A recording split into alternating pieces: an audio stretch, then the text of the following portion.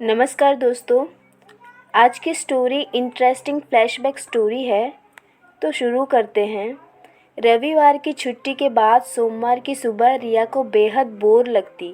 हर सोमवार की तरह आज भी रिया की देर से आँख खुली। हड़बड़ी में उठकर तैयार हुई, नाश्ता बनाया, अपना और आदित्य का टिफ़िन पैक किया, फिर सरपट बस स्टॉप की तरफ भागी। सोमवार को वो अक्सर नॉर्थ प्लेस की 8:30 की चार्टर्ड बस मिस कर जाया करती थी, मगर आज किस्मत कुछ अच्छी थी, जो बस भी उसी की तरह लेट थी।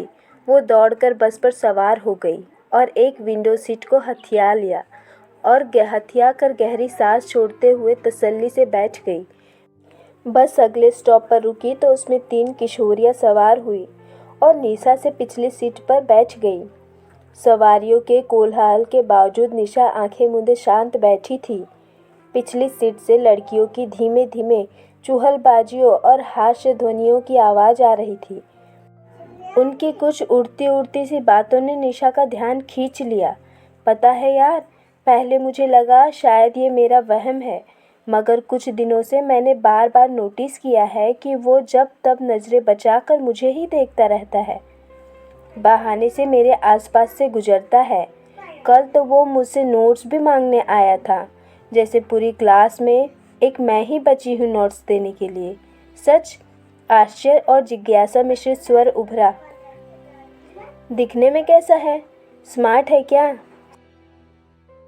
सहेलियों की उत्सुकता बढ़ रही थी। हाँ है तो। वाह क्या बात है। तो क्या वो तुझे प्रपोज करेगा? पता नहीं। तो तू कर दे ना बाबा। घबराहट और संकोच भरे स्वर के बाद गूंजती मधुर हास्य ध्वनियाँ। उनकी वो दिलकश चुहलबाजियाँ रिया के दिल को भी गुदगुदा गई और 4 साल पहले कुछ ऐसी ही रोमानी यादें किसी बेलगाम सावनी घटा की तरह उमड़ घुमड़ कर उसके स्मृति पलट पर बरस गई। रिया और उसकी बचपन की सहेली सुधा साथ साथ कॉलेज आते जाते थे और उनमें रास्ते भर इसी तरह की बेफजूल बातें दिलचस्प गुटरगू चलती रहती। मसलन आज कॉलेज में किसने क्या पहना था, किस लड़के ने उन्हें पटाने की नाकाम कोशिश की, किसका किसके साथ अफेयर है इत्यादि। कॉलेज खत्म करके रिया ने एक अच्छी कंपनी में बतौर ट्रेनी नियुक्त हो गई थी। सुधा का ऑफिस भी पास ही था।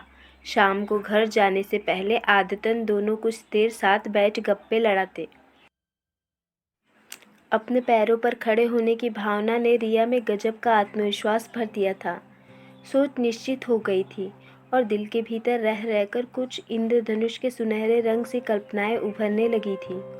मगर दोष इसमें उसका नहीं था, उसकी नादान उम्र का था।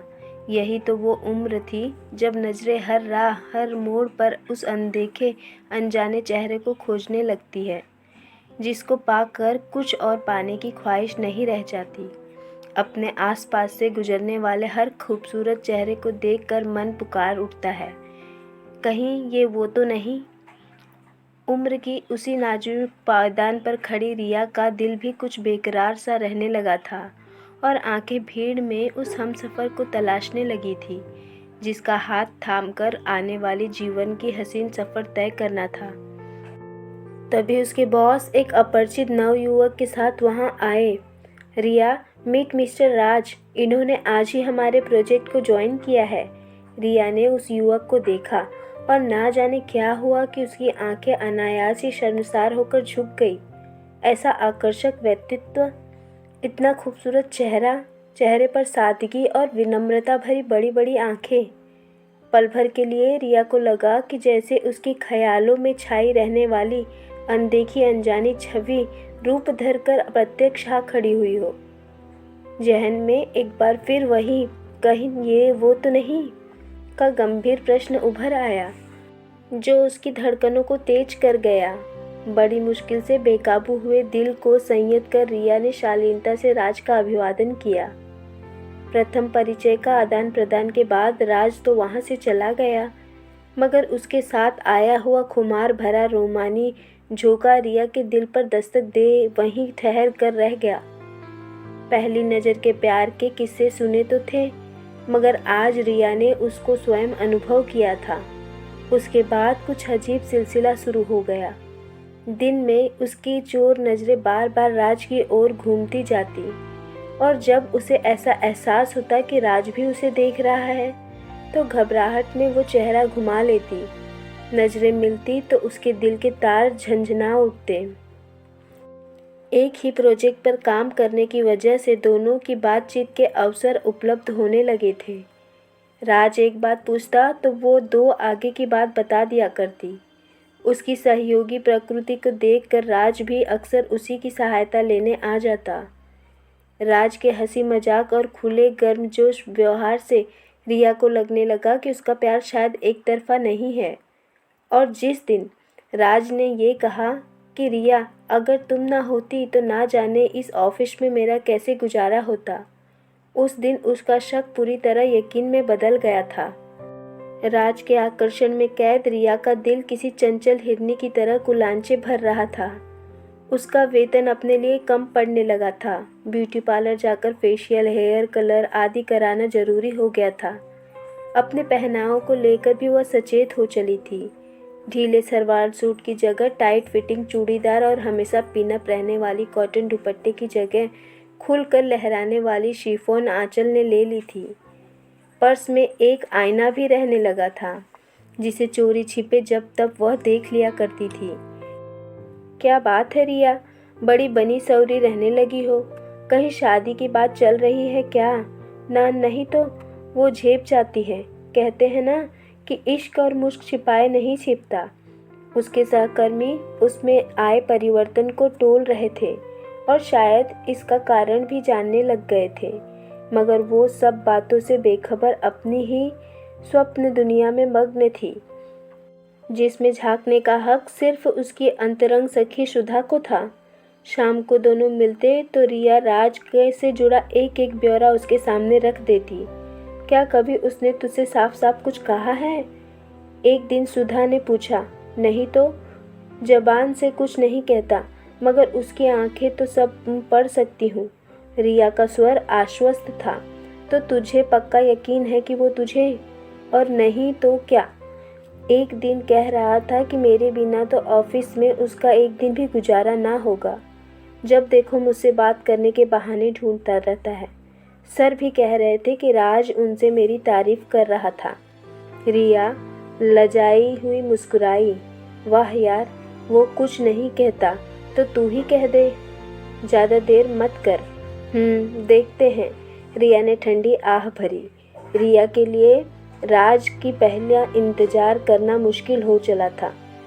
उसने कई बार सोचा उससे साफ साफ पूछ लेगी कि जब वो उसे पसंद करता है तो कहता क्यों नहीं, और ये भी बता देगी कि वो उसे दिल की गहराइयों से चाहती है। मगर मौका आने पर जबान दगा दे जाती।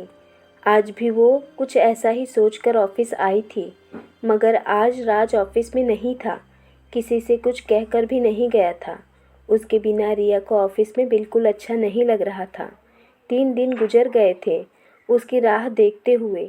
किसी विरहणी की तरह आंखें इंतजार की वेदना में सूनी हो चली थी। आज राज वापस आ गया था। वो कुछ ज़्यादा ही खुश नज़र आ रहा था। उसने अभी सभी साथियों को, जिसमें रिया भी थी, इकट्ठा किया और एक शुभ सूचना का प्रसारण कर दिया। कल मेरी सगाई हुई है, अगले महीने शादी है, आप सबको ज़रूर आना है। क्या? रिया अवाक थी। उसे सहसा अपने कानों पर यकीन नहीं हुआ। वाह साहब, मुबारक हो। सिर्फ विवाह निमंत्रण से काम नहीं चलेगा, सगाई की भी पार्टी देनी होगी। वो आज ही है। अन्य सहकर्मियों की बधाइयों सुन धीरे धीरे रिया के गले भी बात उतरी। जो सुना था वो वहम नहीं, हकीकत थी। उस पर जैसे वज्रपात हो गया। मस्तिष्क सुन पड़ गया। लगा जैसे किसी ने आकाश में ऊंची उड़ान भर रहे निर्बाध पक्षी को विषैले तीर से घायल कर जमीन पर तड़पता छोड़ दिया हो। वो खुद को किसी तरह संभाल अपने कैबिन में आकर बैठ गई। मन के भीतर तूफान चल रहा था। प्यार मुझसे और शादी किसी और से, ऐसी भी क्या मजबूरी थी? कहीं घर वालों के दबाव में आकर तो अपनी भावनाओं का दमन, मगर मुझसे तो कह सकता था। उसके केबिन के बाहर लोग अभी भी राज को घेरे खड़े थे। चलो, एक और बेचारा शहीद होने जा रहा है।